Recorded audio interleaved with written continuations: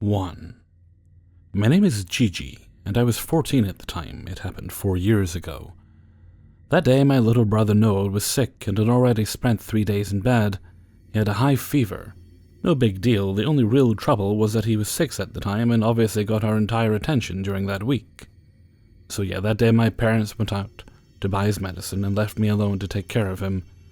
They also asked me to bring all my brother's toys inside so that they wouldn't get wet from the rain that was coming later that day. So I did what I was asked, and I took care of Noah, and I brought some of the toys that were laying outside.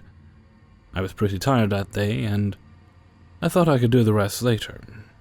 So I went inside and sat down on the couch to watch TV before I had to prepare my brother's lunch.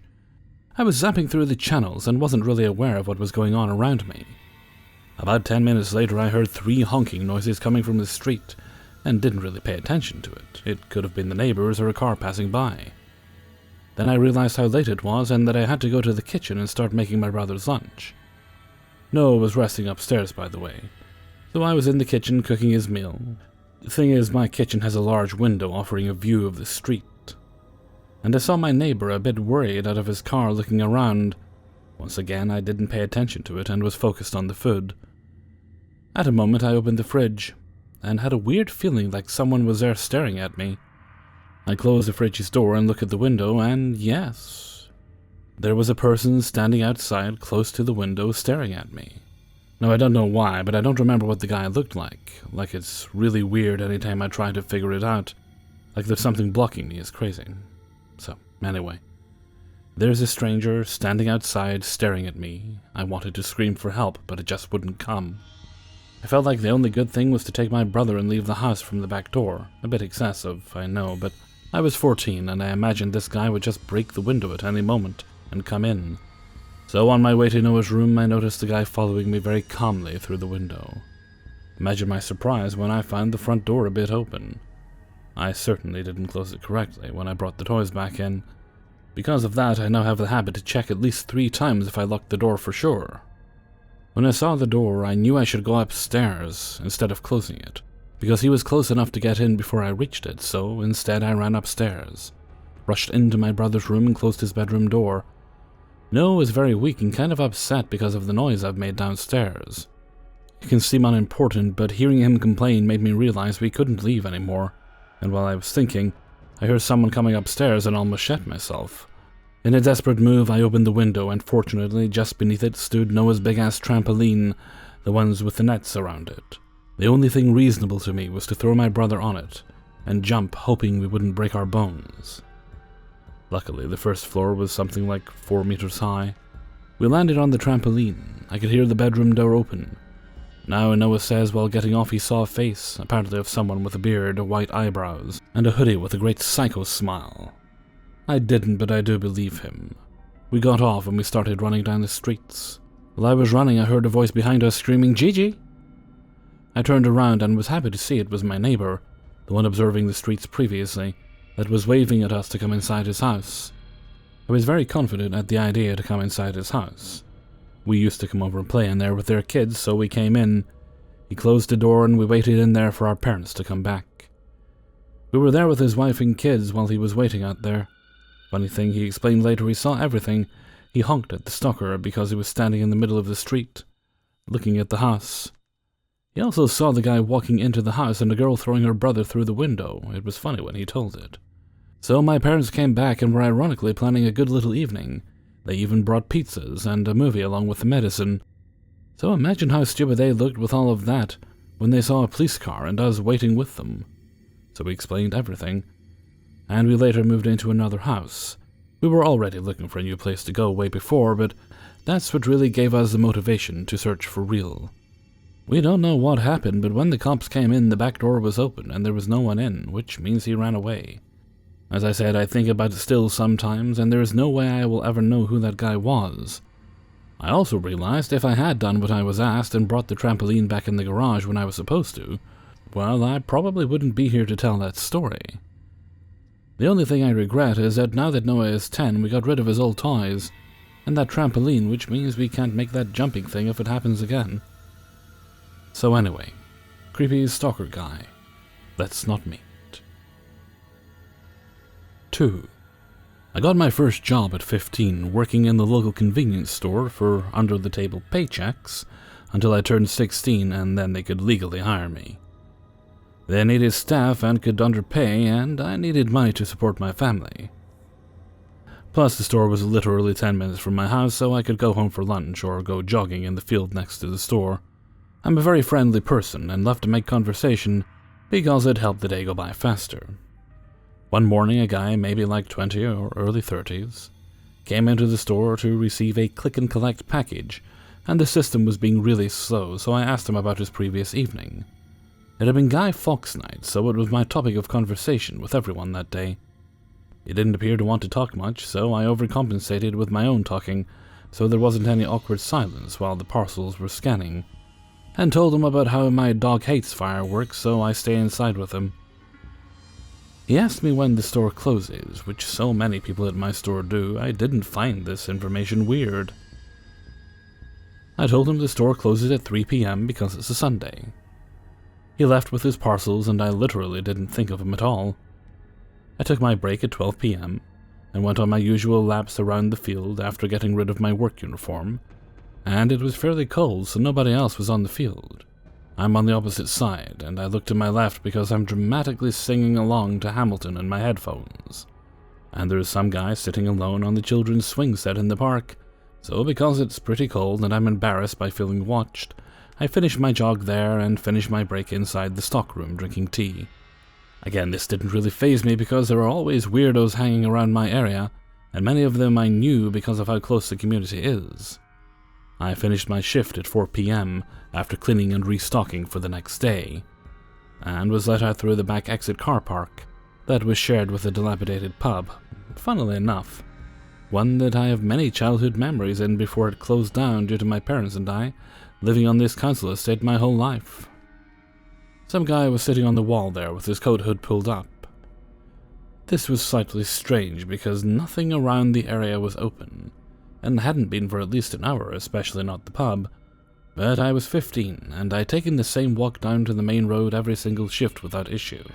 I put my headphones in with a slight pinch of anxiety, because as soon as I've moved past this guy, I see him jump up from the wall from the corner of my eye. I don't put music on, I just listen to his footsteps follow me, until he is next to me gesturing for me to remove my headphones. As you probably guessed, it's the same guy from the morning shift. I'm really confused at this point because it's the first time I've seen him in my local store. We have a lot of regulars, and I would even know most of them by address because we saved everyone's newspaper. But I'd never seen him before, only to encounter him twice in one day. I removed my headphones and asked what he wanted. He asked for the time, and I assumed because of the council estate I live on that he was perhaps going to mug me. It's happened before. So I told him it's around 4 p.m. without taking my phone out. He then proceeds to pretend he only just recognizes me from the store, and tells me he thought I finished at 3 p.m. I'd watched enough true crime to be guessing he had waited for me to finish my shift for an hour. I was having a mild panic attack by this point because it was a lazy, cold Sunday, so nobody was around and I wasn't yet at the main road. So I continued to talk with him while he questions me about how long I've worked at the store. I know it's stupid to engage, but he was keeping my pace right next to me, and the main road was only down the street where I thought our paths would diverge. He asked if I worked there all the time, and in an effort to dissuade him from trying to hit on me, I told him I was still studying, although I would not tell him at what institution. Me being a minor didn't seem to deter him even. Mind you, at the age I am now, being 20, I only just look like I'm about 15. Like I said, he was undeterred and tried asking for my number, in which I told him I don't have a phone. An obvious lie because I had my headphone plugged into the phone I was tightly gripping in my pocket. He brought this up, and I told him I mean that it is a shared phone and I don't have my own. Despite this being an obvious lie, he continued. I was on the main road now, and he had not stopped talking, and my quickest way home, the path I usually took, was through a dark wooded area and then a shady parking lot. I decided to go the longer way to keep on a public road so he wouldn't know where my home was located. He asked me for my Facebook, and I desperately wanted to get away from him at this point, so I thought if I gave him my Facebook, and then changed the name as soon as I had the chance, he wouldn't be able to find me. I don't know why I didn't just give him a fake name. I was young and stupid, and honestly, Was just scared that no cars had passed by yet and he was still tailing me. After this I asked him which way he lived, and he told me only a short trip up ahead. Then asking me if I was interested in coming along with him. I said I live in this other direction and I would say goodbye now but that we could speak later. Again, I know I'm an idiot, but I thought if he thought I was interested in speaking to him he would leave me alone. And because of my experience talking to people in my job, this luckily came off very casually and truthfully. It worked, and I crossed the road, and as soon as I was out of sight I legged it back down the side of the road and got home. When home I went to change my name but found he had already messaged me, although I had not told him my middle name that was a part of my Facebook, which he brought up to me in his first message. I messaged him back explaining I had no interest in him and instantly blocked his account. I felt so stupid for even letting him have my real name that I couldn't bring myself to tell my parents. Instead, I would ask my brother to meet me at the store at the end of my shifts. It was only Sundays I finished an hour late, because I wanted them to help me pick out ingredients for dinner those nights. My first shift back he was waiting outside in the same area, but my brother was with me, and we went out the front way so I could see him waiting there, but didn't have to walk past him. After this I decided I couldn't keep getting escorts home, and told my work I needed to leave at different times in case he followed me. They wanted to tell the authorities, but I refused because it was a relatively small thing, and I was working illegally there and didn't want to get them in trouble. I told my parents, and they told a few people in the neighborhood to be wary. I started getting the bus home from school because I was worried he had my Facebook and now knew where I went to school. The next time I saw him, he came in the store again to collect parcels. I told my manager next to me and she served him, while also telling him that they would call someone if he continued to harass me. I was scared about all the information he now had from my Facebook, because I was a young kid and my privacy settings were shit, and held my country, my school, hundreds of pictures with friends in my neighborhood, and at school with all of them tagged. Luckily, nothing more happened after that. I saw him once on the bus with my mother a year later, and again while I was at college at a shopping center. I quit my job there a little while after this to work somewhere legally when I turned 16 to earn more money, and I live in a different city now. He doesn't scare me anymore, but I definitely am more private about my life on social media. Everything is private, and I don't provide my real information for certain sites anyway. This was just a little story about my experience having a, excuse the pun, minor stalker. Obviously, I still blame myself for being dumb and having all my private information out there, but I still thought it would be an interesting post. Dear middle-aged stalker man, let's not meet again. Well, not middle-aged.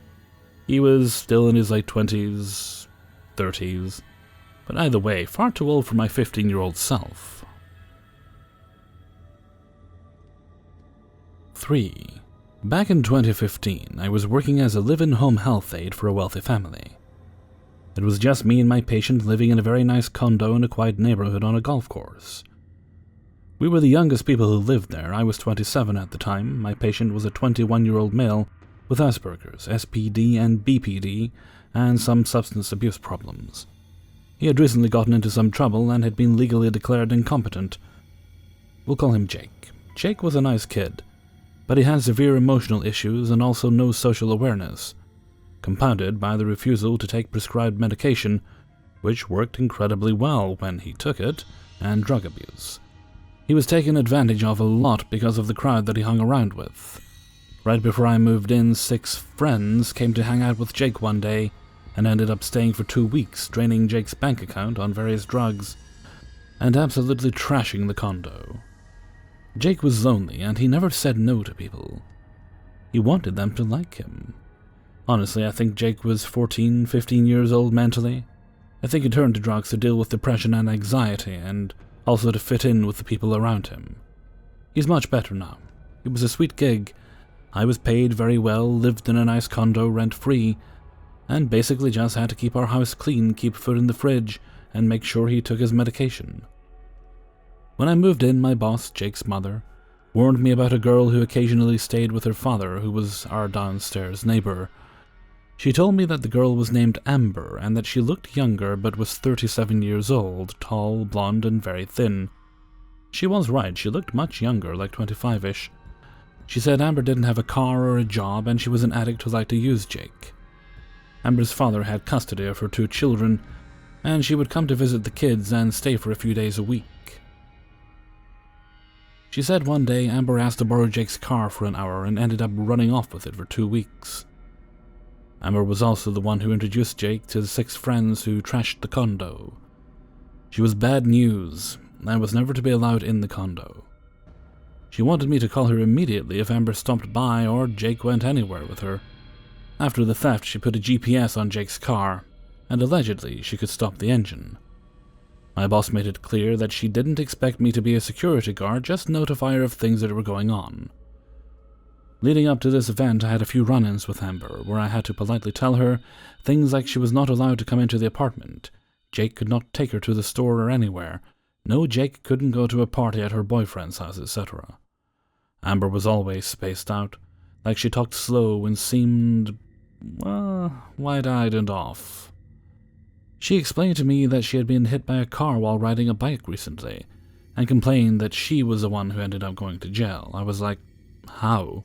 Apparently she takes a lot of Xanax and was under the influence, so I think that explains the spaced out part. Anyway, she was never aggressive, but it was clear that she didn't like me, and would often say things like, Jake is his own person, he's a 21-year-old man, he doesn't need permission. And when she spoke to Jake, when we saw her at the gym or in the parking lot, she would be whispering to him, no doubt trying to manipulate him into giving her money or something. Anyway, on to the incident. Jake was out of state with his father, giving me a mini vacation. My best friend was staying over to spend a few days with me, and we were drinking PBR and watching RuPaul's Drag Race. It's like 11 p.m., and we hear a light knock at the door. I go to investigate through the peephole and see it's Amber. I ignore her. She knocks louder about 30 seconds later. I watched her leave through the peephole and sit back down, telling my friend the situation. 5 minutes go by and she's back. This time she's pounding on the door like a cop. I'm getting pissed because I'm off work and I don't want to deal with her crazy, especially when my friend is over. So I say nothing and go back to the couch. She knocks like a normal person and starts saying, "Hello, Jake. A P, I need help, hello." I still don't answer. Then I hear her try to open the door. It's locked. Always, I'm a habitual door locker. And this enrages her or something, and she starts screaming and pounding on the door non-stop. I get up and look through the peephole again, and she looks like a demon. Her pupils were huge. I think she was on something. She looked crazed. Her hair was tangled and wild. She was sweaty and angry. Looking back, I'll never forget those wide pupils looking at me through an evil glare. I ask her through the door what she wants. She says she needs to speak to Jake right now. He owes her money. And she needs a ride to her boyfriend's house right now. I tell her Jake isn't home. She asks me if I will take her. I tell her no, I've been drinking and I'm going to bed. She let out a frustrated scream, punched the door and left. My friend and I went to bed shortly after.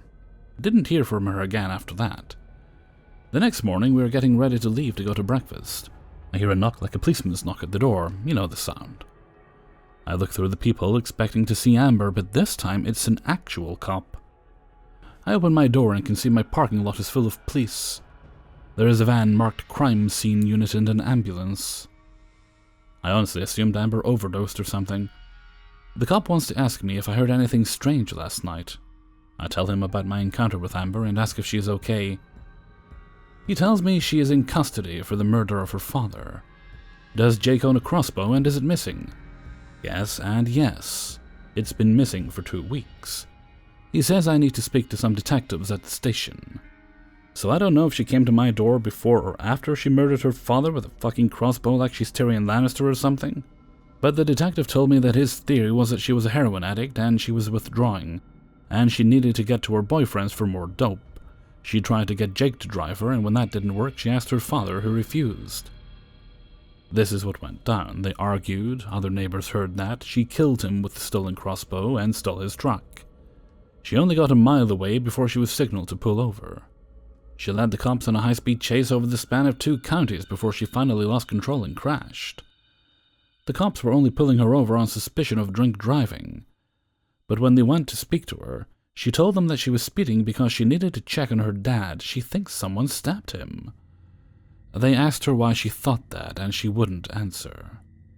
They sent police for a welfare check, and they found him before her sons did. So that was the time my crazy drug addict neighbor murdered her father with my patient's crossbow. Let's never meet again. Hey everybody, Hellfreezer here, and thank you very much for listening to 3 True Scary Stories, episode 505. And thank you very much to everybody who allowed me to use their stories in this video. If you'd like to click through on the link on story number 3, you will find links to newspaper articles, pictures of the lady in question, and I believe there's a video as well that someone also linked. Just in case you're curious as to what she looked like. She looks just like you'd expect, actually. Well, it's currently 5:30 in the morning as I'm recording this, and I can hear music playing in the distance. I don't know what's with people. The rules in Scotland have relaxed a little bit, so people can meet in gardens, not in houses. In gardens, they have to maintain distancing and all that. Not a bloody mask between them.